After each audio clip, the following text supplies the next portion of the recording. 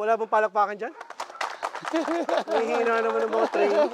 Kuha mo sila, kuha mo sila. Oh. Get! Yes! Bitaw!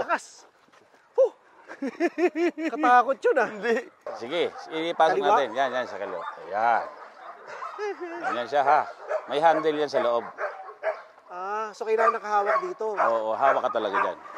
Pag hindi, Mag-ikot-ikot siya. Kumbaga, mahirapan ka. Kailangan may handle. Always na may handle yan sa loob siya. Yan. Pagkagat kayo ng aso, oh, bitawan mo. Bitaw, sir. Yan.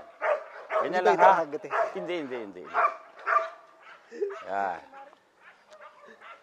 And then, ito, stick. Okay. So, ang forma ng stick, ganito. Ang paa, nakaganyan kailangan para may tibay ito, ha? Yan, may laro. Yan. Ha? Oh, yan. Ah! Akin na siya. Pag sigaw ko ganyan, for example.